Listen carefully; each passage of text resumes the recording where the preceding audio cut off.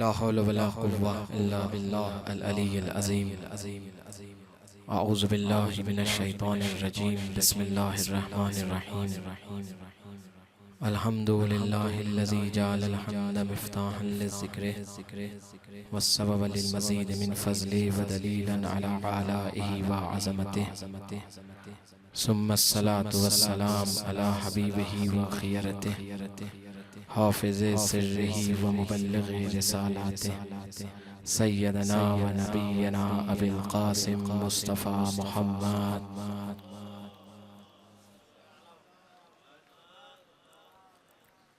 وآله الطيبين الطاهرين ولعنة الله على أعدائهم أجمعين إلى قيام يوم الدين. بسم الله الرحمن الرحيم. يريدون أن يطفئوا نور الله بأفواههم ويأبى الله أن يتم نوره ولو كره الكافرون. صلوات بر محمد وآل محمد.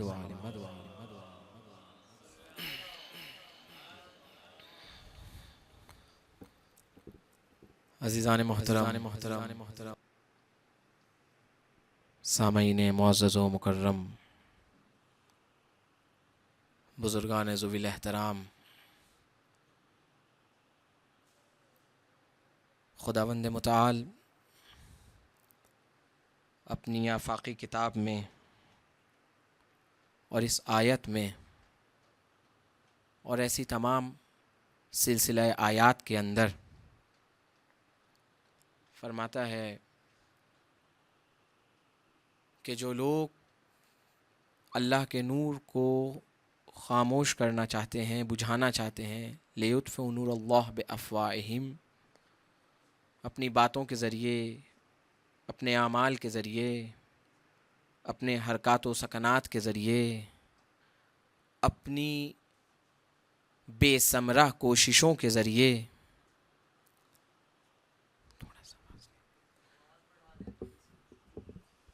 وہ یہ جان لیں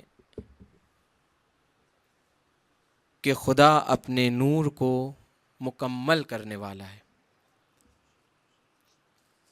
اس سلسلہ بحث کے اندر میرے طالب علمانہ عرائض اساتذ و بزرگان کے محضر میں یہاں تک پہنچے کہ دین کی بربادی کے دو الگ الگ مراحل ہیں. ایک کفار کے ذریعے ہے جن کا ہدف نسخ دین ہے، دین کو مٹانا، دین کی جڑ کو کھوکھلا کر کے شجر طیبہ دین کو اکھاڑ دینا. اور ایک وہ گروہ ہے جو دین کو نسخ تو نہیں کرنا چاہتا ہے، کیونکہ اس سے پہلے نسخ کی کوشش ہو چکی ہے، اب وہ اس بات پر مصر ہے کہ دین کو مسخ کر دے. جو گروہ دین کو ہر زمانے میں انبیاء ما سبق کے زمانے سے لے کے پیغمبر اسلام کے زمانے تک مٹانے پہ مصر رہے، ان کو قرآنی اصطلاح میں کفار، مشرکین سے تعبیر کیا گیا. اور دوسرا گروہ کہ جس نے دین کو نسخ کرنے کی کوشش کی، مسخ کرنے کی کوشش کی، اس کو قرآن منافق کہتا ہے. کل کے عرائض میں نے اس بات کا آپ کے سامنے ذکر کیا اور جو معروضات عرض کیے کہ نبی کی زندگی اور اس زندگی کے اندر بالخصوص رسالت کا پہلو، بعثت کے بعد مکے کی زندگی اور مکے میں بعثت سے لے کر کے ہجرت کی زندگی تک مسلسل کفار مکہ، مشرکین مکہ کے جو شکنجے، جو تکالیف، جو تکلیفیں، جو اذیتیں، جو صعوبتیں، جو پریشانیاں، جتنے بھی رکاوٹ کے، مشکلات کے پہاڑ وہ توڑ سکتے تھے، انہوں نے صاحبان ایمان پر توڑے. اور جب نبی ہجرت کر کر مدینے آ گئے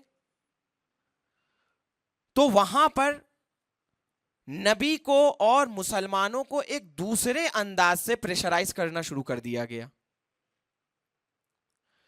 سب سے پہلے کفار کے الگ الگ گروہوں نے مل کر کے نبی سے جنگ کی. احد کی جنگ، بدر کی جنگ پہلے ہوئی، احد کی جنگ. جب دیکھا کہ ہم کئی قبائل کے ساتھ مل کر کے محمد کا مقابلہ تنہا نہیں کر سکتے، تو اس کے بعد جنگ کا انداز تبدیل ہو گیا. سب کے سب مل کر کے اور ایک دوسرے گروہ کے ذریعے، یعنی بنی نذیر اور بنی اطفان جیسے یہودی قبائل کے جو کہ فینانشیلی بڑے ہی اسٹرانگ تھے، ان کے ساتھ مل کر سب نے ایک جٹھا تیار کر لیا، ایک گروہ تیار کر لیا، احزاب کے ساتھ آ کر کے نبی سے مدینے میں ٹکرا گئے. لیکن اللہ نے اس مقام پر بھی ایسا معجزہ اور غیبی مدد کی، اور ساتھ ہی ساتھ علی ابن ابی طالب کی مایہ ناز شجاعت کے ذریعے عمرو ابن عبدود کا قتل، کہ جنگ احزاب کی. یہ مائک کی سیٹنگ صحیح ہے، اس کو بول دیں، اس کو جاری رکھیں، یہ صحیح ہے. صلوات پر محمد و آل محمد.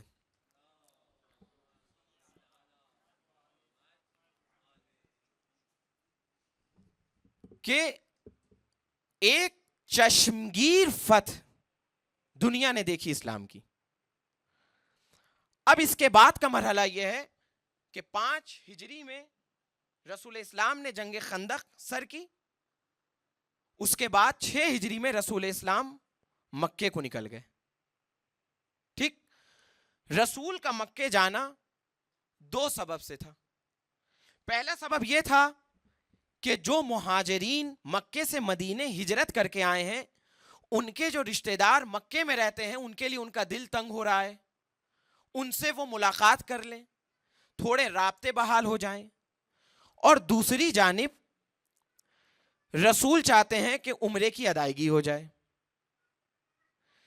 اچھا، جب رسول کا کاروان محمدی جب مدینے سے مکے کی جانب حرکت کر رہا ہے، تو رسول نے کہا کہ دیکھو، آج اس سفر میں کوئی جنگی سلاح و سامان نہیں جائے گا سوائے ایک تلوار کے، جو کہ نیام میں رہے گی. یعنی اس زمانے کی ضرورت تھی، لوگ جاتے تھے، راستوں میں 1000 قسم کے خطرات ہوتے تھے، تلوار رکھنا ایک عام چلن تھا عرب کی زمین. اس کا تعلق کوئی جنگ سے نہیں تھا، ایک سیکیورٹی ڈیفنس کے اعتبار سے تلوار رکھی جاتی تھی. پیغمبر اسلام ادھر خندق کا مارکا سر ہوا کہ ادھر پیغمبر اسلام 6 ہجری کو مکے کے لیے نکل گئے. تاکید ہے کہ کوئی بھی اپنے ساتھ جنگ کے کوئی بھی سلاح و اسباب لے کے نہ جائے، صرف سب کے ہاتھ میں، سب کے پاس ایک تلوار ہوگی اور وہ بھی میان میں ہوگی. سب کے سب گئے. تعداد تاریخ نے 1400 لکھی کہ کاروان محمدی میں 1400 افراد تھے. 1400 لوگوں پر منحصر یہ کاروان مصطفی و محمدی جیسے ہی ذوالحلیفہ کے پاس پہنچا اور وہاں پر احرام باندھا، وہاں کفار مکہ کو اس بات کی خبر ہو گئی کہ محمد 1400 لوگوں کے ساتھ عازم مکہ ہیں، مکے کی طرف بڑھ رہے ہیں. ادھر مسلمانوں کے دل میں بھی ایک تپش ہے، ایک خوف ہے، ایک تپاک ہے، ایک اختلاج ہے، ایک عجیب سا اضطراب ہے، ایک کیفیت ہے، ایک بےحالی ہے، حالت غیر ہے. کیوں؟ کیونکہ ابھی جنگ احزاب ختم ہوئی ہے، کفار اپنے شہر مکہ لوٹ کر کے گئے ہیں، ان کا وہ شہر ہے، تعداد 4-5 برابر ہے، اور اس کے بعد 1400 کی تعداد ہے، نہ کہ کوئی صلاح جنگی ہے نہ کچھ، اور اس کے ساتھ ہم جا رہے ہیں سیدھے کفار کے پاس مکے. دیکھیے رسول اسلام کی حکمت دیکھیے گا، یہاں پہ انشاءاللہ آئے گی. رسول مکے پہنچنے والے ہیں کہ حدیبیہ کا وہ مقام کہ جہاں پر صلح حدیبیہ ہوئی، بڑا معروف مقام ہے، مکے سے تقریباً 20 کلومیٹر کے فاصلے پر ہے. 20 کلومیٹر یا کم و بیش جو بھی اسی کے آس پاس 20, 21, 22 کلومیٹر کے پہلے ایک صلح حدیبیہ ایک مقام ہے. ذوالحلیفہ سے نکلے، حدیبیہ پہنچے. جیسے ہی پیغمبر اسلام حدیبیہ پہنچے ہیں ویسے ہی کفار مکہ نے آ کر کے رسول اسلام کے راستے کو روک لیا کہ آپ اندر نہیں آ سکتے. توجہ کریے گا, پیغمبر کا راستہ روکا گیا. پیغمبر نے سمجھایا کہ دیکھو ہمارا قصد جنگ نہیں ہے, جدال نہیں ہے, ہم کسی سے لڑنے نہیں آئے, ہم چاہتے ہیں کہ عمرہ کریں اور قربانی کریں اور اس کے بعد اپنے مناسک کو انجام دے کر اپنے شہر مدینے واپس چلے جائیں. لیکن بات یہ ہے کہ ہم آگے نہیں بڑھنے دے سکتے آپ کو. پھر اس مقام پر تاریخ نے بڑا حیرت انگیز واقعہ نقل کیا, اور وہ واقعہ یہ ہے کہ پیغمبر نے جب ان کو دیکھا یہ سمجھنے سے سمجھ نہیں رہے ہیں, سمجھانے سے سمجھ نہیں رہے ہیں, تو کہا کہ ٹھیک ہے, سرانے کفار جو ہیں ان سے گفتگو ہوگی. یہاں پروردگار, یہاں اللہ کے نبی محمد مصطفیٰ نے سب سے پہلے ایک شخص کا انتخاب کیا جو امویوں میں سے تھا اور نبی کے ساتھ آیا تھا. اس کا انتخاب کیا اور اس کو مکے کے اندر اپنا ناقہ دے کر یہ بھیجا. خراش بنی امیہ ابن بنی امیہ جب مکے کے اندر وارد ہوا تو اکرمۃ ابن جہل نے اس کو ناقے سے کھینچا اور رسول کے ناقے کو قتل کر دیا, مار دیا. رسول نے ناقہ کیوں بھیجا تھا؟ رسول کا ناقہ بھیجنا اس بات کی دلیل تھی کہ عرب کے ماحول میں ناقہ اور گھوڑا دو علامتیں تھیں. جب کبھی کسی سے پیغام صلح و محبت کہیں بھیجنا ہوتا تھا تو ناقے کا استعمال ہوتا تھا, اور جب کسی سے جنگ کرنی ہوتی تھی تو رجس خانی کے لیے گھوڑے پہ سوار ہوا جاتا تھا. امام حسین نے بھی کربلا میں 2 خطبے دیے, ایک صبح عاشور, ایک عصر عاشور. صبح کا خطبہ جو امام نے دیا وہ ناقے پہ سوار ہو کر کے دیا, ہدایت کے لیے, اصلاح امت کے لیے.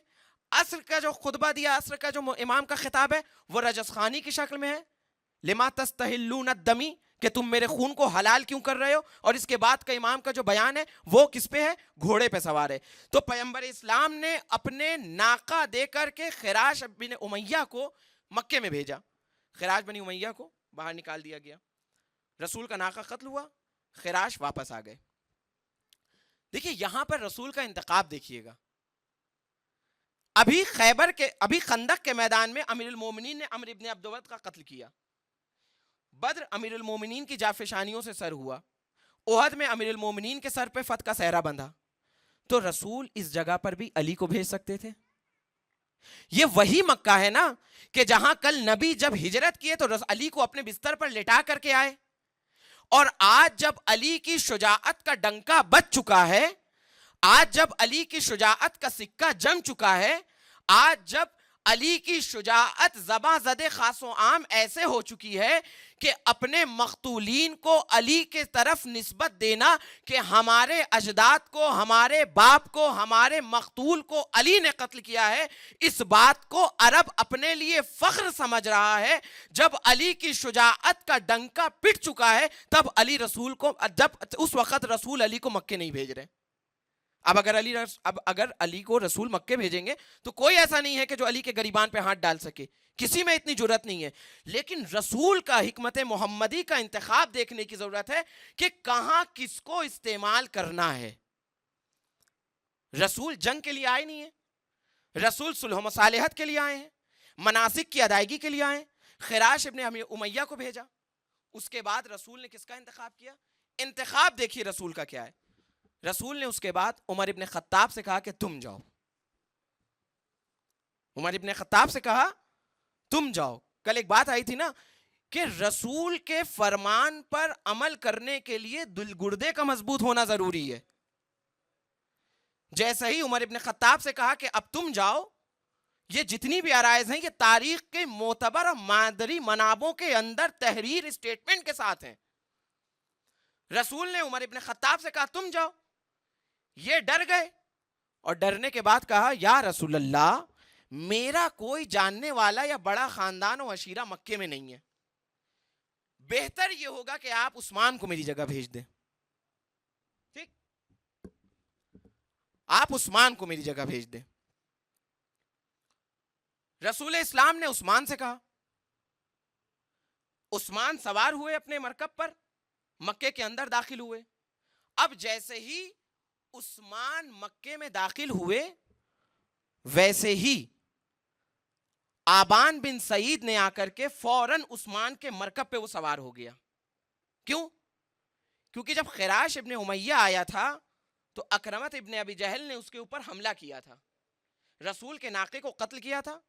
اب جیسے ہی عثمان مکے میں وارد ہوئے ویسے ہی آبان بن سعید نے آ کر کے عثمان کو اسکارٹ دیا کہ دیکھو اس کی نسبت ہم سے ہے.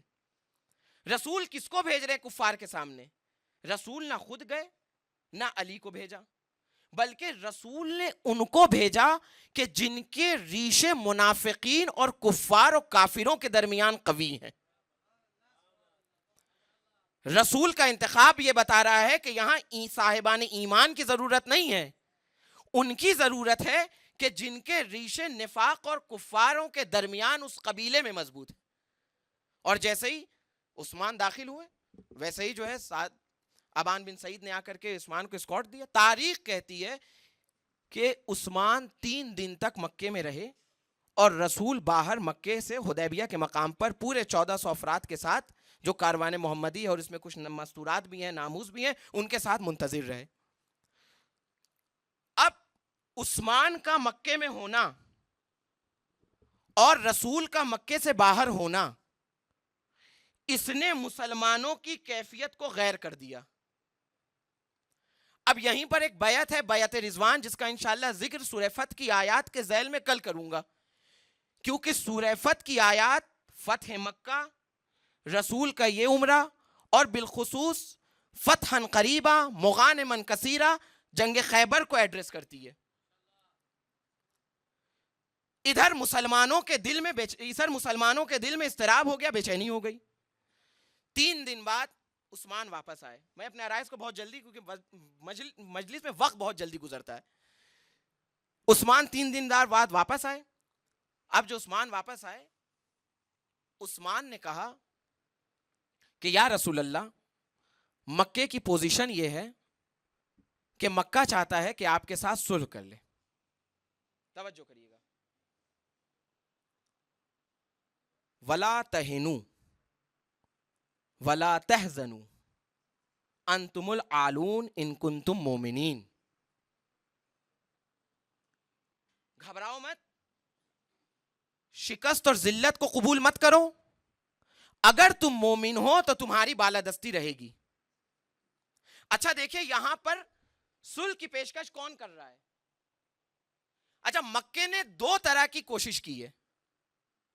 مکہ اس پوزیشن میں ہے کہ رسول سے لڑ نہیں سکتا ہے, کیونکہ ابھی احزاب میں امیر المومنین کے ہاتھوں احزاب سر ہوا ہے, عمرو ابن عبدود کا قتل ہوا ہے. ابھی کفار مکہ نے اور تمام یہودیوں کے قبائل نے, جو 2 بڑے قبائل تھے, انہوں نے دھول چاٹی ہے.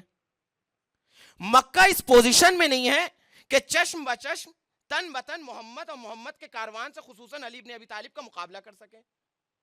لیکن مکہ اس پوزیشن میں بھی نہیں ہے کہ محمد کو اذن ورود دے دے. اگر مکہ محمد کو یعنی مکے والے, اگر سران قریش, اگر منافقین, اگر کفار, اگر محمد کو اذن ورود دے دیں گے تو ساری مکے کی عورتیں یہ کہیں گی کہ جس محمد کو تم نے مکے سے کھدیڑ کر نکالا تھا, آج وہ محمد کی شان و شوکت کے ساتھ مکے میں وارد ہو رہا ہے. توجہ کریے گا. تو مکہ بڑا بین معاملہ ہے, نہ لڑ سکتا ہے اور اپنی ڈگنیٹی اور اپنی پوزیشن کو بچانے کے لیے ورود بھی نہیں دے سکتا ہے. بیچ کا ایک راستہ, اچھا یہ جو بیچ کا راستہ اپنا رہا ہے, اس کے اندر بھی اس نے مسلمانوں کی قوت کا لوہا مان لیا ہے. ورنہ ایک حرکت, جیسے ہی خراش ابن امیہ کو بھیجا رسول نے, ویسے ہی رسول کے ناقے کو مار دیا.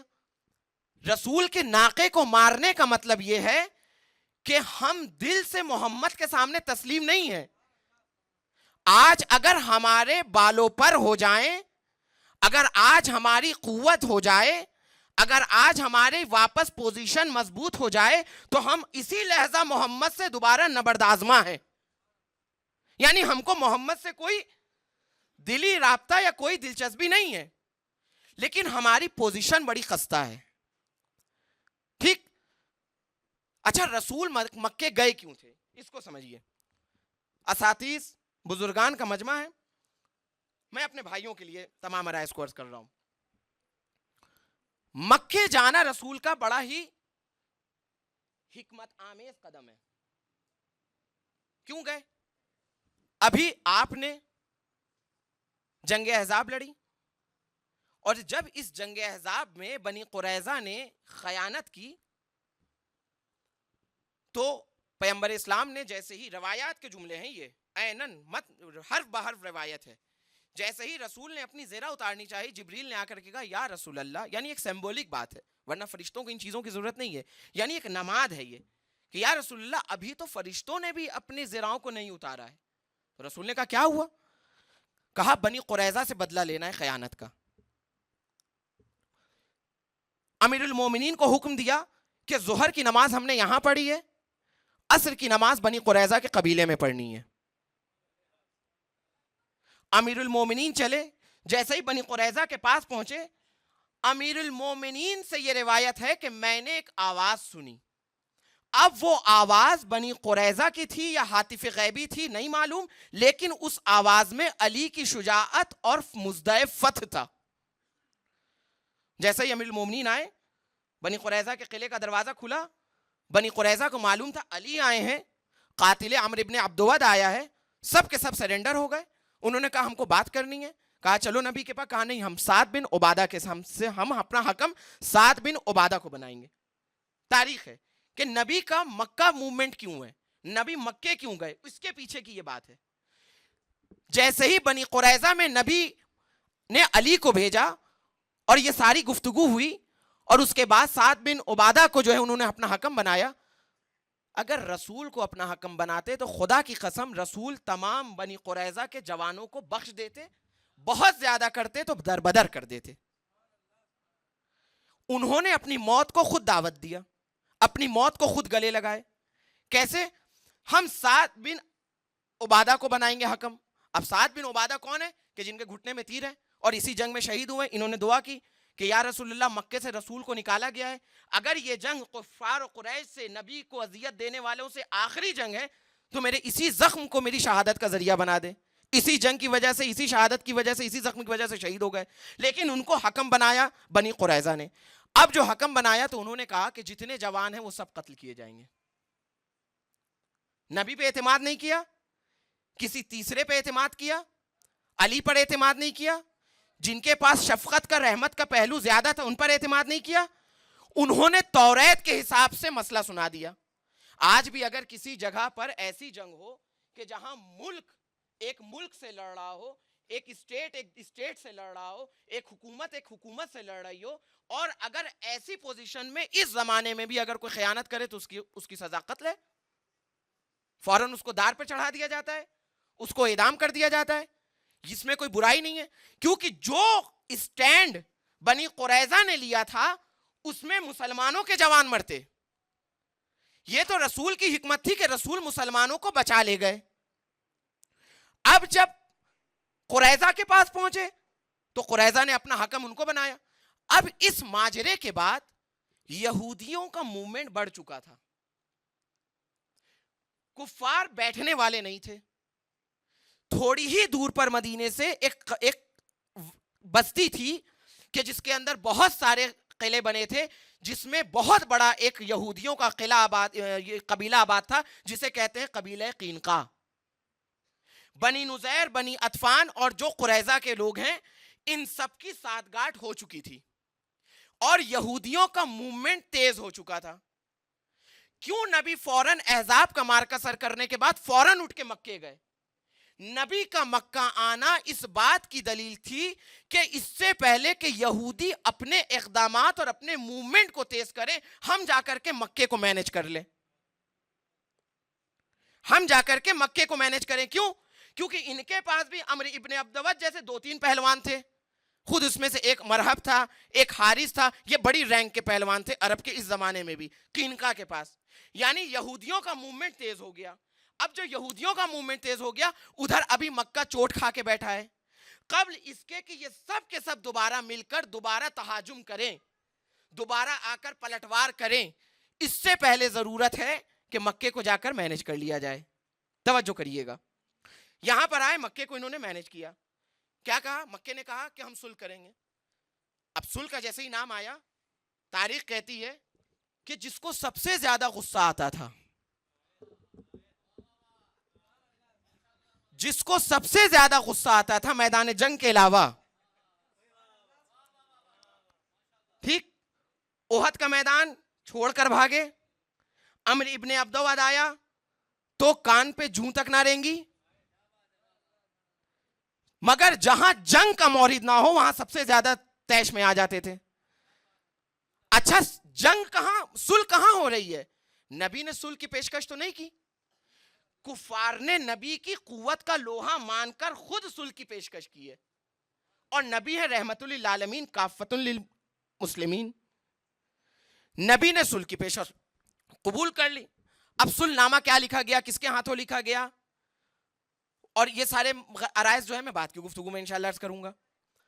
تو جب صلح نامہ لکھا جانے لگا تو تاریخ کہتی ہے کہ عمر ابن خطاب نے رسول کے پاس جا کر کے کہا کہ یا رسول اللہ، آپ اللہ کے نبی ہیں بھی کہ نہیں؟ آپ اللہ کے نبی ہیں بھی کہ نہیں؟ ہم حق پر ہیں بھی کہ نہیں؟ اچھا، فاروق اعظم لقب ہے. فاروق اعظم کا مطلب ہوتا ہے جو حق اور باطل میں فرق کرنے کا سلیقہ رکھتا ہو،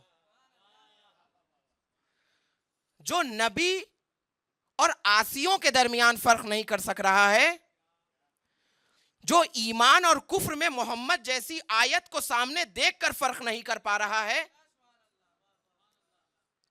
یا رسول اللہ، آپ نبی ہیں بھی کہ نہیں؟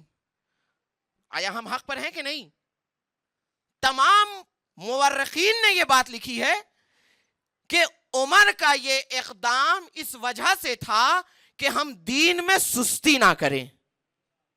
بڑی عجب بات ہے، دین میں ہم سستی نہ کریں. کس کے سامنے یہ اقدام ہے؟ اللہ کے نبی کے سامنے ہے. خدا کیا کہہ رہا ہے؟ لا ترفعوا اصواتکم فوق صوت النبی، کہ اپنی آواز کو نبی کی آواز پر بلند مت کرو. تو جہاں قرآن اپنی آواز کو نبی کی آواز پر بلند کرنے سے روک رہا ہے، اساتیذ کا مجمع ہے، تو اس بات کا، اس آیت کا مفہوم موافق یہ نکلے گا کہ جہاں نبی کی آواز پر آواز بلند نہیں کرنا ہے، وہاں نبی کے فیصلوں پر بھی اپنے فیصلے کو بلند نہیں کرنا ہے، نبی کے ڈیسیزنز کے اوپر بھی ڈیسیزنز نہیں لگانے ہیں، نبی کی بات پر بھی نبی کوئی بات نہیں لگانی ہے. دوسری کہ اگر نبی کوئی کہہ دے تو کرو. نبی کے سامنے کیسی سستی؟ تم کہہ رہے ہو کہ یہ دین میں سستی سے ڈرتے تھے. ارے تمہیں نہیں معلوم ہے جو میرا نبی کہتا ہے وہ دین ہے، جو میرا نبی کہتا ہے وہ دین ہے. اگر نبی جنگ کرے تو جنگ دین، اگر نبی قتال کرے تو قتال دین، اگر نبی صلح کرے تو صلح دین، اگر نبی کھڑا ہو تو کھڑے ہونا دین، اگر نبی کچھ دے تو وہ لینا دین، اگر نبی کسی سے روکے تو اس سے رکنا دین. یعنی کس کو دین کا سبق پڑھایا جا رہا ہے؟ تعجب اس کہنے والے پر نہیں ہے، کیونکہ کہنے والے کا ایمان، اس کے کہنے والے کا عمل، اس کی زبان اس کے ایمان کے موافق ہے. تعجب بات کے مورخین کا ہے کہ کسی کے عیب کو چھپانے کے لیے نبی کی ذات کو مخدوش کر دیا.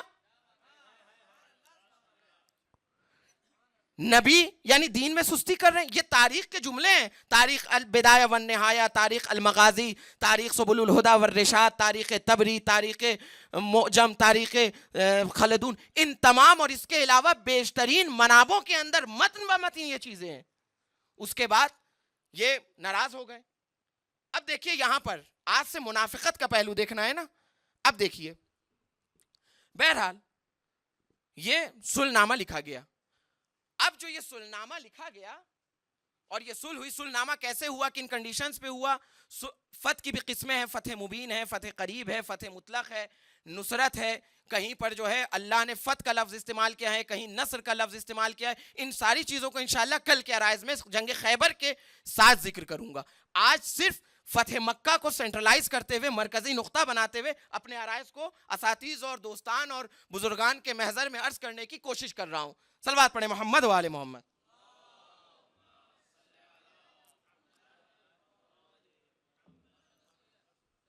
توجہ فرمائیے گا.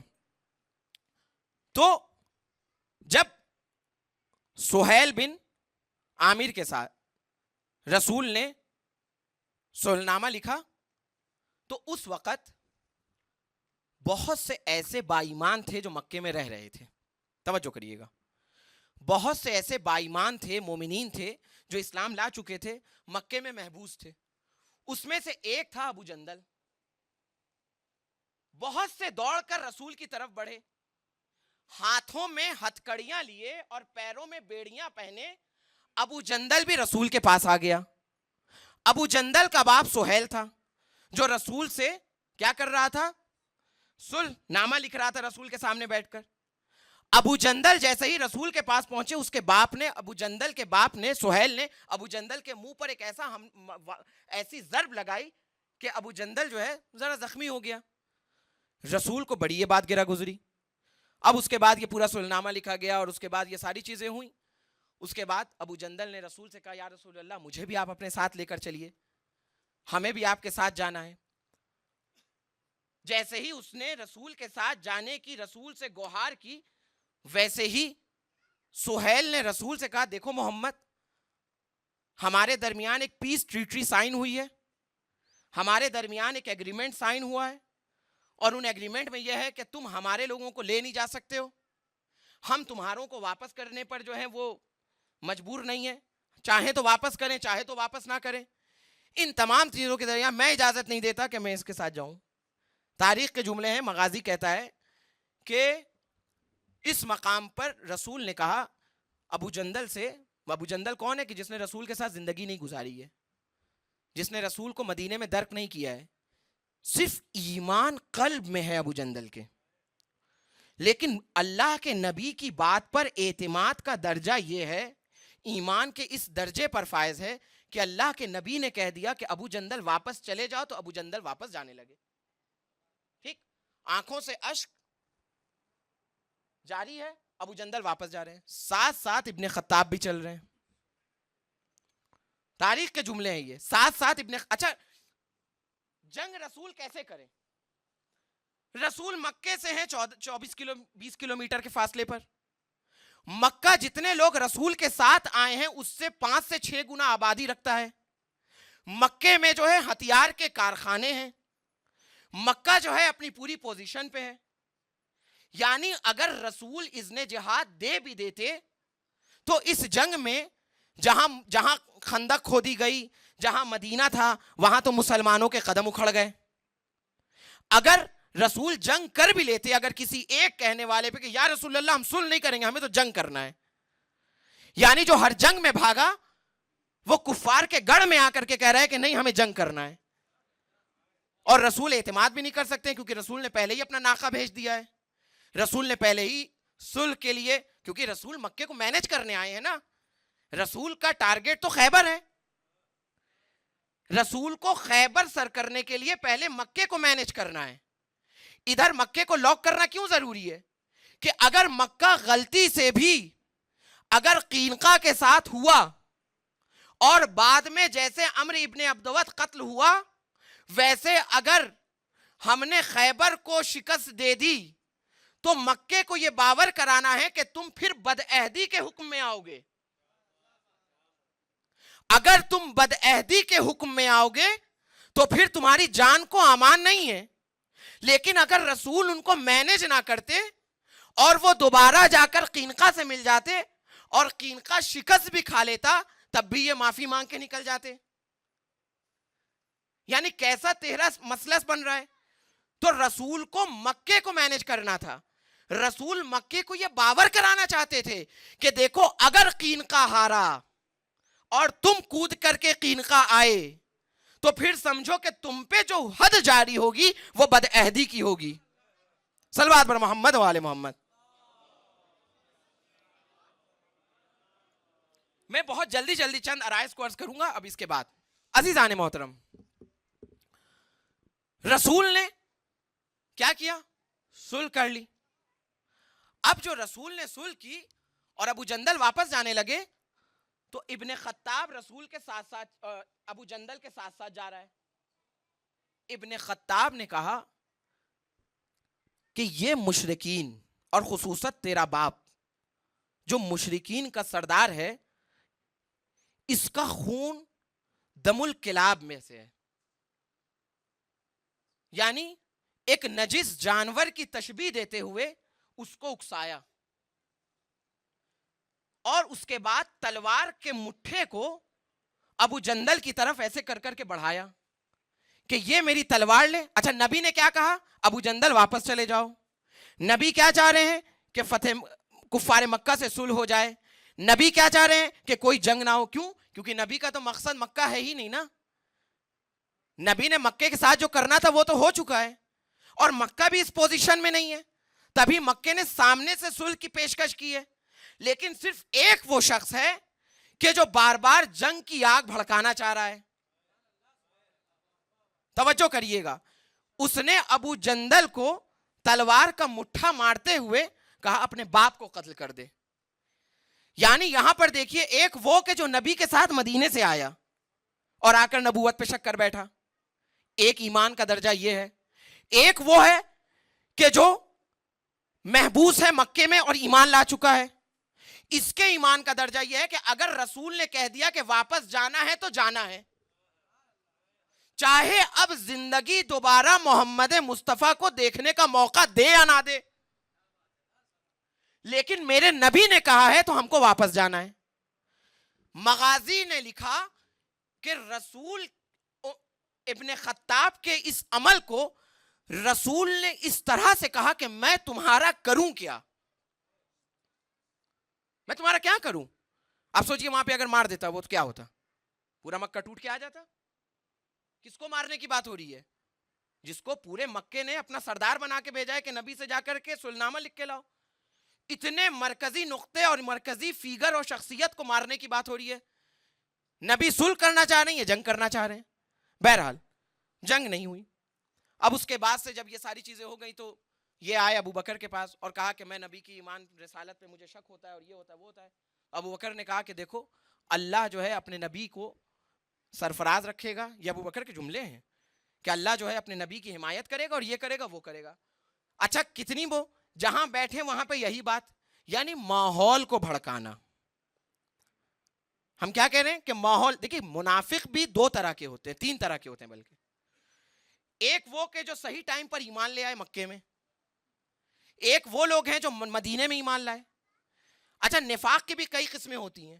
ایک وہ ہے کہ جو مصلحت کے تحت ایمان لائے لیکن نفاق پل رہا ہے، جیسے مکے میں بہت سے ایمان لے کر کے نبی کے ساتھ آ گئے مدینہ. ایک وہ ہے کہ جو لائے تو ایمان صحیح تھے لیکن بعد میں جو ہے منافق ہو گئے. اور ایک منافق وہ ہیں کہ جو اسٹریٹجیکلی جو ہے جنگ احزاب کے بعد اور جب مسلمانوں کی تلوار کا زور پہرا بیٹھ گیا تب مسلمان ہوئے. تو یہ تین منافقوں کی قسمیں ہیں. یعنی یہ میری پوری تحقیق ہے کہ جس کا اگلا مسئلہ یہ، اگلے مراحل یہ ہیں کہ کون سے وہ اسباب ہیں کہ جو انسان ایمان کی حالت سے نفاق کی حالت میں چلا جاتا ہے، کون سی وہ حالت ہے کہ جو انسان کفر کی حالت سے جو ہے ایمان کے دائرے میں پلٹ آتا ہے. یعنی اس کی ایک مکمل بحث اس میں سورہ جمعہ ہے، سورہ منافقون ہے، سورہ حشر ہے، سورہ صف ہے. اس میں باضابطہ تفاسیر میں مفسرین نے اس کا ذکر کیا ہے. توجہ کریے گا. یہاں پر بات ہو گئی. اب اس کے بعد رسول کے پاس، اب یہی گئے رسول کے پاس، کون؟ ابن خطاب. لوگ مسلمانوں کے پاس گئے اور جانے کے بعد کیا کہا کہ یا رسول اللہ، ان سے باتیں کی. پورا کا پورا بلوہ رسول کے سامنے آیا اور آنے کے بعد کہا یا رسول اللہ، آپ نے تو کہا تھا کہ ہم عمرہ کرنے گئے. یا رسول اللہ، ہم نے تو، آپ نے خواب دیکھا تھا کہ ہم قربانی کر رہے ہیں، ہم اپنے بالوں کو تراش رہے ہیں، ہم یہ کر رہے ہیں، ہم خانہ کعبہ کا طواف کر رہے ہیں. رسول نے صرف ایک سوال کیا، کیا میں نے یہ کہا تھا، میں نے یہ ساری باتیں کہیں، یہ اس بات کو تسلیم کرتا ہوں، کیا میں نے یہ بھی کہا تھا کہ میں نے اسی سال یہ سب کچھ کیا ہے؟ توجہ کریے گا، رسول نے بات کو کس اعتبار سے لیا؟ اس کے بعد تاریخ کا سخت ترین جملہ ہے جہاں پہ پیغمبر مسلمانوں کو خطاب کر رہے ہیں اور ابن خطاب کو خطاب کرتے ہوئے کہتے ہیں کہ جب پورا بلوا، پورا ہجوم رسول کے پاس آیا اور آنے کے بعد شکایت کی، یا رسول اللہ ہم نے دیکھا تھا، آپ نے کہا تھا یہ ہوا، یہ ہوا، یہ ہوا، یہ ہوا، کچھ نہ ہوا، تو رسول نے کہا کیا اس سال ہونا تھا؟ کیا میں نے اس سال کی قید لگائی تھی؟ میں نے خواب دیکھا تھا، اب خواب اللہ جب پورا کرے۔ جناب ابراہیم نے کب دعا مانگی تھی؟ دعا کب پوری ہو رہی ہے؟ تو ضروری نہیں ہے کہ ہر دعا، ہر خواب اسی وقت پورا ہو جائے۔ اس کے بعد اللہ کے نبی نے کہا کہ تم مجھ پر آ کر بلوا کرتے ہو، تم آ کر کے میرے سامنے جو ہے بیان کرتے ہو ساری چیزیں، تم یہ بتاؤ کہ تم اس وقت کہاں تھے جب میں احد میں آواز دے رہا تھا؟ تاریخ کے جملے ہیں کہ جو پیغمبر مسلمانوں سے کہہ رہے ہیں، ابن خطاب کو خطاب کرتے ہوئے کہہ رہے ہیں اور مسلمانوں کے اس تمام اس جٹھے کو خطاب کرتے ہوئے کہہ رہے ہیں کہ تم یہ بتاؤ کہ جب میں نے احد میں آواز لگائی تو تم کہاں تھے؟ جب میں نے بدر میں تم کو آواز لگائی تو تم کہاں تھے؟ جس وقت عمرو ابن عبدود آیا تو تم کہاں تھے؟ جب میدان جنگ گرم تھا تو تم سب کے سب سر جھکائے بیٹھے ہوئے تھے، اور اب آ کر کے تم مجھے کنٹرول کرنے کی کوشش کر رہے ہو کہ یا رسول اللہ یہ قدم، یہ اقدامات صحیح نہیں ہیں۔ توجہ فرمائیے گا، احد کے میدان میں سب بھاگ گئے۔ یہاں پر ایک نقطہ عرض کرنا چاہتا ہوں، احد کے میدان میں سب بھاگ گئے، 57 زخموں کے باوجود علی میدان میں ٹکے رہے۔ 57 زخموں کو اپنے بدن کی زینت بنا کر ابو طالب کا شیر علی ابن ابی طالب میدان جنگ میں ٹکے رہے۔ قرآن نے آ کر احد کے لیے فرمایا کہ ان الذین تولوا منکم یوم التقى الجمعان انما استزلهم الشیطان ببعض ما کسبوا، کہ احد کے دن وہ بھاگے۔ قرآن کہہ رہا ہے احد کے لیے کہ احد کی جنگ میں وہ بھاگے کہ جن کے اوپر شیطان نے غلبہ کیا۔ توجہ کریے گا، احد کی جنگ میں وہ بھاگے کہ جن کے اوپر شیطان نے غلبہ کیا۔ غلبہ کیوں کیا؟ کیونکہ ان کے ماضی کے کچھ گناہ ایسے تھے کہ جن گناہوں کا اثر یہ تھا کہ ان کے قدم میدان سے اکھڑ گئے۔ توجہ کریے گا، قرآن نے یہاں تک کہہ دیا۔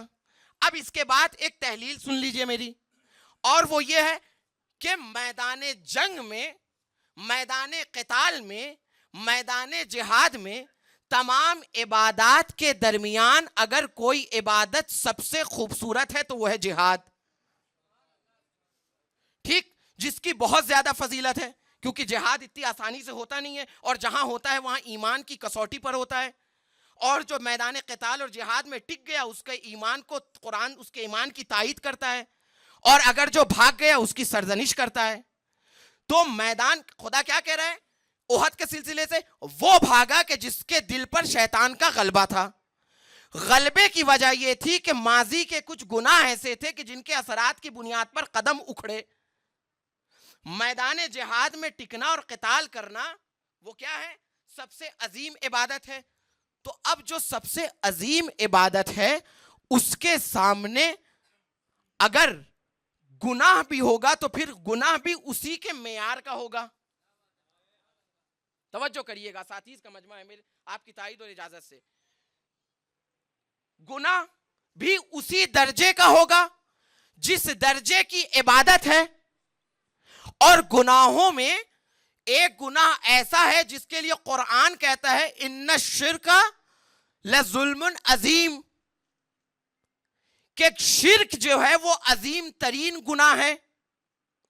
تو اس کا مطلب یہ ہے کہ جس کے قدم میدان جہاد میں احد میں اکھڑے، اور قرآن کہہ رہا ہے کہ ماضی کے زمانے میں کوئی گناہ تھا کہ جس کی وجہ سے ایمان راسخ نہیں ہو سکا تھا، وہ گناہ جب آیات کے اعتبار سے آیت کو آیت سے ملانے پر پتہ چلا تو میدان قتال میں جس طرح قتال عظیم ترین عبادت ہے، اسی طریقے سے جب قتال کے سامنے اگر اس درجے کا کوئی گناہ ہوگا تو وہ گناہ ہوگا جس کو قرآن عظیم کہے، اور قرآن نے شرک کو عظیم کہا ہے. یعنی ماضی میں جو دلدل شرک میں دھسے ہوئے تھے، توجہ کریے گا کہ ماضی میں دور فطرت میں، دور جاہلیت میں جو لات و عبل و عزا کے سامنے جھکتے تھے، جو بتوں کے سامنے سر کو خم کرتے تھے، جن کے دلوں میں شرک و نفاق تھا، جو کافر تھے، جن کے دلوں میں کفر کی سیاہی تھی، ان کے قدم احد میں ڈگمگا گئے. اچھا، علی کا قدم ڈگمگایا کیوں نہیں؟ علی کے قدم نہ ڈگمگانے کی پھر وجہ یہ ہے کہ یعنی ان کے قدم ڈگمگائے کہ انہوں نے دور فطرت و جاہلیت میں نفاق کیا، انہوں نے شرک کیا، انہوں نے کفر اختیار کیا. اس کا مطلب یہ ہے کہ علی نے دور جاہلیت و فطرت میں شرک نہیں کیا. یعنی علی اس انسان کا نام ہے، علی اس مومن کا نام ہے کہ جس نے دور فطرت میں، آیت کہہ رہی ہے نا، تمام چیزوں کو اگر تقاضوں کو ملائیے تو آیت کیا کہہ رہی ہے کہ اس کے قدم ڈگمگائے کہ جس نے گناہ کیا. جہاد عظیم عبادت تو شرک عظیم گناہ. جب شرک عظیم گناہ تو اس کا مطلب ہے کہ ماضی کا شرک، ماضی کا کفر اثر انداز ہوا بعد کے جنگ و احد میں اور ایمان کے مراتب میں. تو جب ماضی کا شرک، ماضی کا کفر جب بات کے میدان میں اور ایمان کی کسوٹیوں پہ اثر انداز ہو رہا ہے تو اس کا مطلب ہے کہ علی اس انسان کا نام ہے. میں بڑی آہستہ سے پڑھ رہا ہوں. علی اس انسان کا نام ہے کہ جس نے کسی زمانے میں بتوں کے سامنے سر کو نہیں جھکایا، ورنہ علی کے قدم بھی اکھڑ جاتے. تو جس کے بیٹے نے کبھی بتوں کی پرستش نہیں کی، جس کے بیٹے نے کبھی بتوں کی نہیں پرستش کی، جس کے بیٹے نے کبھی کفر و الحاد کو اختیار نہیں کیا، تو اس کے باپ جس نے تربیت ایسی کی ہے، اس کے باپ کے ایمان کا مرتبہ کیا ہوگا؟ توجہ فرمائیے گا. اب یعنی احد کے میدان میں اس آیت کا آنا یعنی علی کے نفس زکیہ ہونے کی دلیل ہے، علی کے نفس مطہرہ ہونے کی دلیل ہے، علی کے نفس کی پاکیزگی کی دلیل ہے. اب یہ آیت آئی، اس نے علی کے نفس کی بھی تائید کر دی، علی کے ایمان کی بھی تائید کر دی، تمام چیزوں کی تائید کر دی.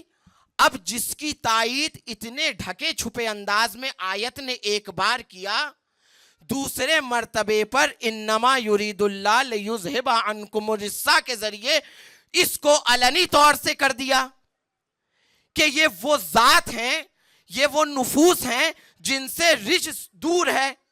توجہ فرمائیے گا، جب یہ آیت نازل ہوئی، چادر تطہیر کا ماجرا رونما ہوا، تو پھر سب نے یہ کہا کہ چادر چھوٹی تھی، وہ بھی آ جاتے، وہ بھی آ جاتے، وہ بھی آ جاتی، وہ بھی آ جاتی. بات ہے اہل بیت کی طہارت کی، اور آیت نے ذوات اور ارواح کی طہارت کو، پاکیزگی کو، تزکیے کو ڈکلیئر کر دیا. تو لوگوں نے پھر کہا کہ چادر چھوٹی پڑ گئی تھی، چادر چھوٹی پڑ گئی تھی، ورنہ اور کچھ تن جمع ہو جاتے. سوال یہ ہے کہ چادر چھوٹی تھی، مباہلے کا میدان تو بڑا تھا.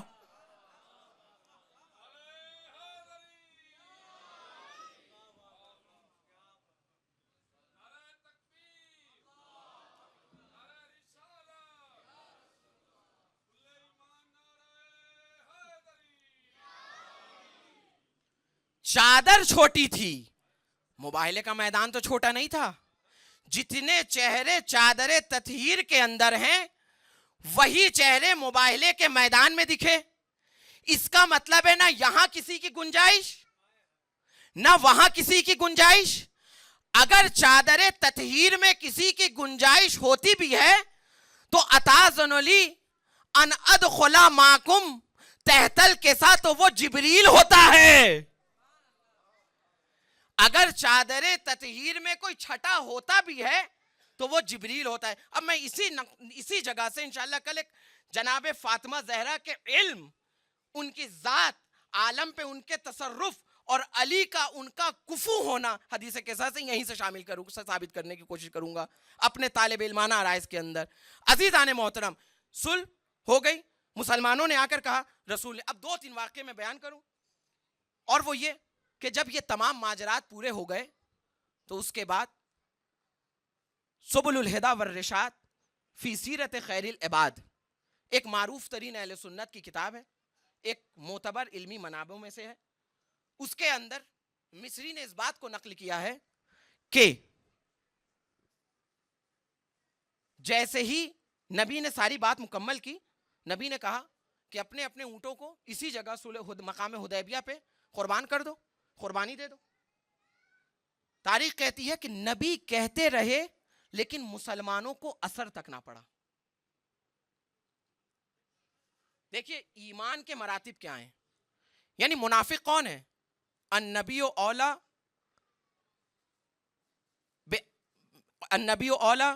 بالمومنین من انفسہم، کہ نبی وہ ہے کہ جو مومنین کے نفوس پر اولویت رکھتا ہے. جب نبی اولویت رکھتا ہے تو نبی نے کہا کہ اپنے جانوروں کو یہیں قربان کر دو. اس کے بعد کا قیامت کا جملہ ہے سبل الہدا والرشاد فی سیرت خیر العباد. اس کے بعد نبی نے جناب ام سلمہ کو خطاب کرتے ہوئے کہا کہ تم دیکھ رہی ہو کہ یہ میری بات سن رہے ہیں، میں ان سے کہہ رہا ہوں، یہ میری طرف دیکھ رہے ہیں، اور اس کے باوجود میرے حکم پر عمل نہیں کر رہے ہیں. یعنی اس ایک واقعے کے بعد آپ اپنے آپ کو لے کر کے جائیے نبی کے زمانے میں، اور ایک مصورانہ اعتبار سے اپنے آپ کو نبی کے پڑوس میں کھڑا کر کے دیکھیے کہ کون سے حالات، کیسے حالات اور واقعات ہیں کہ نبی کس سے کہہ رہے ہیں؟ ام سلمہ سے کہہ رہے ہیں کہ تم دیکھ رہی ہو کہ میں ان کو کہہ رہا ہوں لیکن یہ اس پر عمل نہیں کر رہے. یعنی دیکھیے نبی کی حالت کیا ہے. اچھا یہ نبی کی حالت کیوں ہوئی ہے؟ یعنی کوئی تو ایسا ہے نا کہ جو لوگوں کے، مسلمانوں کے کان میں کچھ نہ کچھ سور پھونک رہا ہے، نبی کی بات کو کمرنگ کر رہا ہے، نبی کی طرف سے لوگوں کی متوجہ کو ہٹا رہا ہے، نبی کو بار بار لوگوں کے ذریعے چیلنج کر رہا ہے. نبی نے کہا دیکھو میں کہہ رہا ہوں لیکن کوئی نہیں میری بات سنتا. اس کے بعد دیکھیں میں نے ایک گفتگو میں یہ کہا تھا کہ کیا ہے کہ ہمارا قبیلہ، ہمارا مذہب، ہمارا یہ، ہمارا ہولڈ، ہمارا سلطہ، ہمارا اختیار، ہمارا اقتدار، یہ ساری جتنا بھی مسئلہ ہے یہ میں کا تھا. ٹھیک، اگر قرآن نازل بھی ہوا تو پھر ان 2 قریوں کے بزرگوں میں سے کسی پہ نازل کیوں نہیں ہوا؟ طائف میں نازل ہوتا، مکے میں نازل ہوتا، قریش کے قبیلے پہ کیوں نہیں نازل ہوا؟ کیا ہے؟ کفار کے لیے میں تھا. اب جو منافقین ہیں ان کے اندر بھی یہ میت پائی جاتی ہے کہ نہیں جاتی ہے؟ ٹھیک. اب آخری واقعہ آپ کی زحمت تمام ربط مصائب. رسول نے خیبر میں جب خیبر فتح ہوا تو اس وقت رسول اسلام نے فرمایا کہ میں آج خیبر کے فتح پہ خوش ہوں یا جعفر کی واپسی پر خوشی مناؤں. یعنی 2 خوشی ایک ساتھ مل گئی، ایک فتح خیبر اور ایک جعفر کی واپسی. جناب جعفر آ گئے. ٹھیک. اس کے بعد جناب جعفر کی اہلیہ کا نام ہے اسماء بنت امیس. یہ وہی اسماء بنت امیس ہیں جو جناب فاطمہ کے ساتھ وقت گزارا کرتی تھی. یہ اس وقت جناب جعفر کی اہلیہ تھی. جناب جعفر جب جنگ موطا میں شہید ہو گئے تو پھر ابو بکر سے ان کی شادی ہوئی، انہی کے وہ بیٹے تھے، اور اس کے بعد سے پھر جو ہے یہ امیر المومنین کی زوجیت میں آ گئیں. تو اسماء بنت امیس جناب جعفر کی اہلیہ، یہ بیٹھی تھی کہاں؟ حفصہ کے گھر پر. وہاں عمر آئے، عمر ابن خطاب آئے، اور آنے کے بعد گفتگو ہو رہی ہے. آنے کے بعد عمر ابن خطاب نے کہا کہ ہم جو مہاجرین ہیں جو نبی کے ساتھ مدینے سے مکے آئے، تمام مسلمانوں میں حتیٰ تم پر بھی ہم فضیلت رکھتے ہیں. ٹھیک، ہم تم پر فضیلت رکھتے ہیں، ہم نبی کے ساتھ آئے، ہماری یہ شان، ہماری وہ شان، ساری چیزیں بیان کر دیں. توجہ کریے گا. دیکھیے کتنی جگہوں پہ نبی کی مخالفت ہوئی ہے. ایک صلح کے وقت، دوسرا جندل کو جب واپس بھیجا، اس کے بعد جب قربانی کے لیے کہا، اس کے بعد خود نبی میدان میں کھڑے ہو گئے کہ میں نے تمہیں وہاں بلایا، یہاں بلایا، یہاں آواز دی، وہاں آواز دی، لیکن تم اس وقت کہاں تھے. یعنی دیکھیں نبی کی کیفیت کیا ہے. نبی نے کوئی کنگڈم شپ کی زندگی نہیں گزاری ہے. یہ واقعات بتا رہے ہیں کہ نبی کی زندگی کتنے اسٹریس میں گزری ہے، نبی نے کس فشار ذہنی کے ساتھ زندگی گزاری ہے کہ مسلمانوں جناب ام سلمہ سے کہہ رہے ہیں کہ دیکھ رہی ہو میں کہہ رہا ہوں لیکن یہ میری بات پر عمل نہیں کر. یعنی کوئی ایسے تھا، کچھ لوگ ایسے تھے کہ جو نبی کی بات کو کمرنگ کر رہے تھے. اور آ کر اسی شخص نے کیا کہا، اسماء بنت امیس سے کہا کہ ہماری یہ فضیلت ہے، ہماری وہ فضیلت ہے. المرأۃ ریحانہ، عورت خاتون لطیف القلب. بات لگ گئی، فوراً اٹھی اور اٹھنے کے بعد کہا کہ اب میں اس کے بعد نہ کچھ کھاؤں گی نہ کچھ پیوں گی مگر یہ کہ اب اس مسئلے میں نبی کوئی فیصلہ سنا دیں. پیغمبر کے پاس آئیں اور آنے کے بعد کہا ہاں یہ ایک بات یہ بھی سن لیجئے کہ جب جناب اسماء کو یہ تانا دیا گیا فضیلت کا، ذات نمائی کا، اپنی سپیریٹی کا، اپنی شخصیت کا، اپنی برتری کا، تو جناب اسماء نے کہا تم ہو کون؟ تم لوگ نبی کے ساتھ آئے، نبی نے تمہارے پیٹ بھرے، نبی نے تمہیں لباس پہنایا، نبی نے تمہارے جاہلوں کو پڑھایا، نبی نے تمہارے جاہلوں کو پڑھایا، نبی کی بات پہ انصار جو ہیں وہ تمہیں اپنے امور میں انہوں نے شریک کیا. تم نے برداشت کیا کیا ہے؟ تمہاری تو سرپرستی پیٹ بھرنے سے لے کر پالن پوشن سب نبی کر رہے ہیں، تم نے کیا کیا ہے؟ ہم سے پوچھو ہم اپنے 15 سال کیسے فاقوں میں گزارے ہیں. ہم حبشہ میں تھے، ہم نے کتنی رات کتنے دن فاقے کیے ہیں اللہ کے لیے، اللہ کے نبی کے لیے، اس کے دین کے لیے. اٹھی کہا اب نہ کچھ کھاؤں گی نہ پیوں گی جب تک کہ نبی فیصلہ نہ. اب غلط جگہ پہ یہ پھنس گئے، آج یہ غلط جگہ پر پھنس گئے. المرأۃ ریحانہ، بات لگ گئی، نبی کے پاس آئیں. اہل سنت کے منابع میں اس بات کو اسٹیٹمنٹ کیا گیا ہے اور خصوصاً معجم کبیر نے بغیر کسی تصرف کے اس بات کو لکھا کہ جیسے ہی اسماء نے نبی سے، دیکھیے وہی معیت ہے نا جو کفار مکہ کی تھی، میں ہم ہماری بالادستی، یہاں پر بھی وہی اپروچ، یہاں پر بھی وہی فکر، ہمارا ایمان سب سے بڑا، ہمارا ایمان سب سے بلند، ہمارے مدارج سب سے زیادہ. یعنی جو کفار کی مینٹلٹی ہے وہی منافقین کی مینٹلٹی ہے. اس کے بعد آ کر کے کہا، پیغمبر نے ساری بات سننے کے بعد کہا کذب ذاک، جھوٹا ہے وہ شخص. معجم کبیر نے اس بات کو اسی عبارت کے ساتھ نقل کیا. دوسرے مورخین نے، مصنفین نے صرف اس بات کو لکھا لکم ہجرتان، کہ تمہارے لیے 2 ہجرتیں ہیں. ہاجرتم الی النجاشی وہاجرتم الیہ. پہلی ہجرت تمہاری نجاشی کی طرف ہے، دوسری ہجرت تمہاری نجاشی سے میری طرف ہے. توجہ کریے گا، یعنی نبی نے یہاں بتا دیا کہ تمہاری فضیلت اس سے زیادہ ہے، وہ تو جھوٹ بول رہا ہے. توجہ کریے گا عزیزان محترم، ہجرتیں بہت سی ہوتی ہیں. دیکھیے کس طریقے سے تصرف ہوا ہے دین میں، اور معیار ہر جگہ ایک ہے، اپنی خودنمائی، اپنی بالادستی. وہی کفار کی مینٹلٹی، وہی منافقین کی. کسی طریقے سے یعنی جگہ جگہ پر فتنہ کرنا، فتنہ پروری، فتنہ بھڑکانا، لوگوں کو بھڑکانا، لوگوں کو لڑانا. اب اس کے بعد کے مطالب انہی منابع سے اور سخت ترین مطالب پیش کرنے کی کوشش کروں گا کہ دیکھیں نبی کی، اس سے اندر یہ معلوم ہوگا کہ نبی جو زندگی جی رہے تھے، نبی کی زندگی کیسی تھی. کیا نبی ایک شہنشاہوں کی طرح زندگی جی رہے تھے، یا نبی ایسی زندگی جی رہے تھے جہاں نبی کی کوئی بات سننے والا نہیں تھا. ہجرتیں کئی طرح کی ہوتی ہیں. ایک ہجرت وہ ہوتی ہے کہ جو رسول نے کی، ایک ہجرت جعفر طیار نے کی، ایک ہجرت حسین ابن علی نے کی، ایک ہجرت ہم اور آپ کر آئے ہیں. آپ وہاں سے آئے یہاں, ہم بھی آئے, ہم سب یہاں پر آئے, یہ ہجرت ہے. روزانہ اٹھ کر کے مدارس جانا, کتاب خانے جانا, یہ بھی ہجرت ہے, اس کا اپنا ثواب ہے. لیکن یہ جتنی بھی ہجرتیں ہیں یہ ایمان کی حالت میں ہیں. کچھ ہجرتیں نور سے نور کی جانب ہیں. لیکن تاریخ نے ایک ہجرت ایسی دیکھی ہے کہ جو نار سے نور کی طرف ہوئی ہے.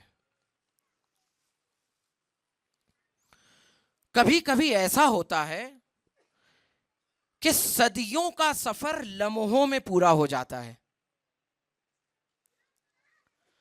اور کبھی کبھی ایسا ہوتا ہے کہ صدیوں کی محنت لمحوں میں ختم ہو جاتی ہے.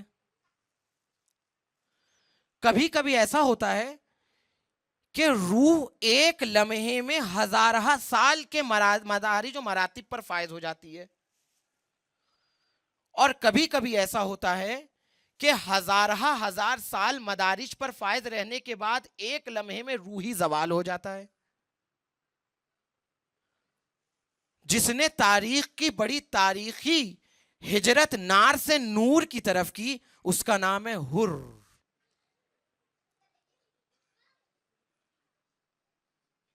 ایک ہجرت جعفر طیار نے کی تھی, رسول نے کی تھی, امام حسین نے کی. ایک ہجرت حر نے کی ہے. وہ حر جو حسین ابن علی کو میدان نینوا تک لے کر کے آیا,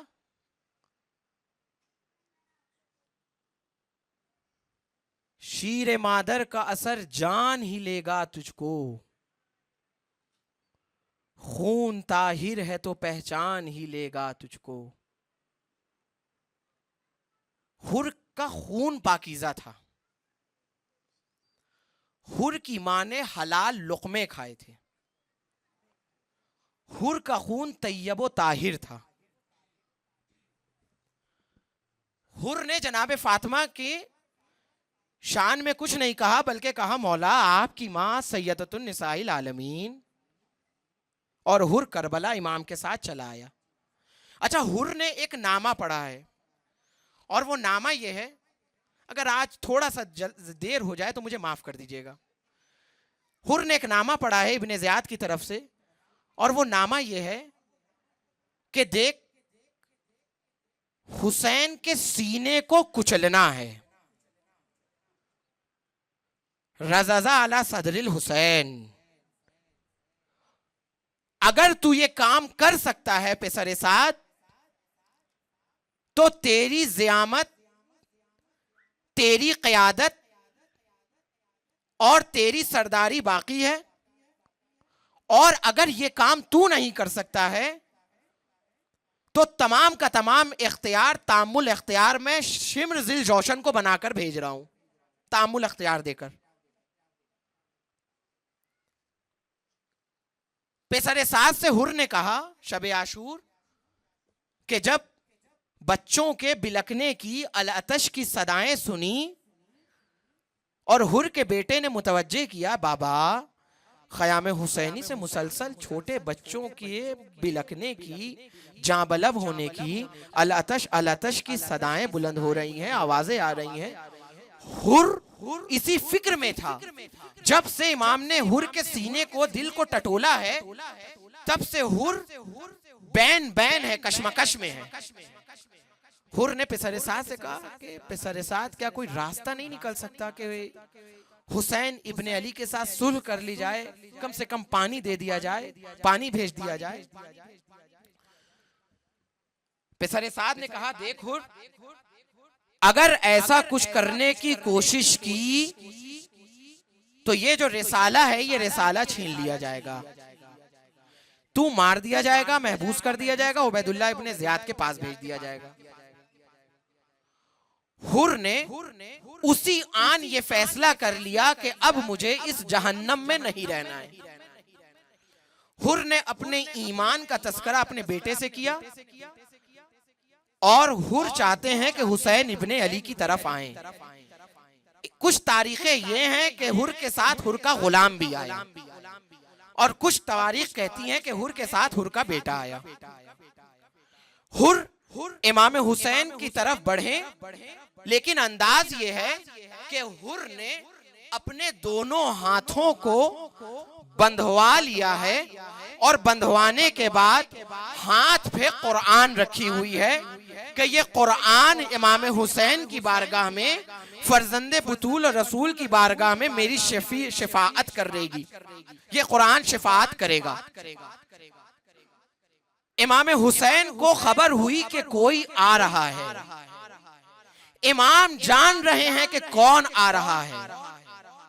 ابھی آنے والا ذرا نزدیک ہوا کہ امام کے پاس جناب علی اکبر آئے اور آنے کے بعد کہا اے بابا حر اپنے بیٹے کے ساتھ آ رہا ہے. امام نے کہا اے علی اکبر ارے جاؤ استقبال کرو میرا مہمان آ رہا ہے. پھر تھوڑی دیر بعد تکبیر بلند ہوئی. کہا بابا حر نزدیک آ گیا. اس کے بعد ایک اور تکبیر بلند ہوئی. کہا بابا حر اور نزدیک آ گیا. اب تک تو یہ علی اکبر کہہ رہے تھے کہ اچانک حر کے بیٹے نے کہا اے بابا اب قیامت ہو رہی ہے کہ حسین خود آپ کی طرف بڑھتے چلے آ رہے ہیں. حسین کا نام سنا حر زارو قطار رونے لگے. ہاتھ بندھے ہوئے ہیں, ہاتھوں پر قرآن ہے, زبان پر صرف ایک بات یبنا رسول اللہ یبنا رسول اللہ حلی توبہ حلی توبہ اے فرزند رسول اے فرزند رسول کیا میرے لیے توبہ ہے. امام حسین نے حر کو گلے سے لگا لیا اور گلے سے لگانے کے بعد حر سے صرف ایک بات کہا اے حر تیری قوت ایمانی کو سلام لیکن حر حسین شرمندہ ہے. اے حر جب تو دشمن بن کر کے آیا تھا تو حسین نے تجھے سیراب کیا تھا, تیرے جانوروں کو سیراب کیا تھا, تیری ضیافت پہ تمکن رکھتا تھا. اے حر آج جب تو دوست بن کر آیا ہے تو حسین کے پاس تیری ضیافت کے لیے ایک قطرہ پانی بھی نہیں. مقاتل کہتے ہیں حر جناب زینب کے خیمے کے سامنے گیا اور زانووں پر آ کر کے بی بی سے توبہ طلب کرنے لگا. اے بی بی اے مخدومہ عالم حر کی خطا کو معاف کر دیجئے. حلی توبہ حلی توبہ. مقتل میں سسکیوں کی آواز گونجی. اے حر میرے اللہ نے تجھے معاف کیا. اے حر جب تک کہ زندہ رہنا اس بات کا خیال رکھنا میرے ماں جائے پہ کوئی آنچ نہ آئے. حر کا جذبہ ایمانی اور حس کے اندر ایمان نے جولان کی طرح تبدیلی کی. مقاتل کہتے ہیں حر نے اپنے سے پہلے اپنے بیٹے کو پیش کیا. دفتر شہادت کھلا, حر اپنے بیٹے کو لے کر کے آیا. اے فرزند رسول میری توبہ یہ ہے اور اس کی بخشش کی علامت یہ ہے کہ میرے بیٹے کو اذن وغا دے دے. حر چاہتے ہیں کہ بیٹا ایمان پر مرے, ایسا نہ ہو میرے مرنے کے بعد خوف و ہراساں کی بنیاد پر دوبارہ مرتد ہو جائے, دوبارہ پلٹ جائے, فوج اشقیہ کی جانب چلا جائے. مقاتل کہتے ہیں کہ حر کے بیٹے کو بڑی منت و سماجت کے بعد حسین ابن علی نے اجازت دی. حر کا بیٹا آتا ہے اور آنے کے بعد جنگ لڑتا ہے, بھوکا نہیں ہے, پیاسا نہیں ہے, علی اکبر کی طرح نہیں ہے. آنے کے بعد تلوار چلائی, کچھوں کو فنار کیا. اس کے بعد سے جب چاروں طرف سے حملے ہوئے تو حر کا بیٹا تیورا کر زمین پر گرا. ادھر حر چلا ادھر حسین چلے, دونوں حر کے بیٹے کے جنازے پر پہنچے. حر چاہتا ہے کہ جنازے کو اٹھائے. حسین نے کہا اے حر ارے یہ کیا کرتا ہے, ارے جوان کا لاشا, اے حر جوان کا لاشا ہے, ارے تو بوڑھا باپ ہے, ارے زیب نہیں دیتا, ہاتھوں کا جوڑوں گا. اے مولا گوارا نہیں ہے کہ حر اپنے بیٹے کا لاشا کچھ لمحوں کا وقت ہے، علی اکبر ہوں گے، میدان ہوگا، برچی کی یعنی سینہ اکبر میں ہوگی۔ حر کے جوان کا لاشا حسین واپس لاتے ہیں، حر میدان میں آئے اور آنے کے بعد کیا قیامت کی جنگ لڑی، لڑنے کے بعد تیورا کر زمین پر گرے، حسین حر کی بالین پر آئے، آنے کے بعد حسین دیکھتے ہیں کہ حر شرمندہ ہے، ابھی بھی اس کی آنکھوں میں ندامت ہے، ارے سر کو اٹھایا، ارے زانو پہ رکھا، ابا کے کنارے سے ایک رومال نکالا، حر کے پیشانی پر باندھا، اے حر فاطمہ کے احترام کی جزا مبارک ہو۔ حر کو فاطمہ کا رومال ملا، اے حر خوشابال کہ تم نے حسین کا ساتھ دیا، لیکن حر ارے یہی مقتل ہوگا، ارے تمہارا لاشا آمان میں ہوگا، حسین کا لاشا سم اسپا کے نیچے۔ ارے میرا سلام اس شہید پر کہ جس کی بائیں پسلیاں ارے دائیں پسلیوں میں، ارے دائیں پسلیاں بائیں پسلیوں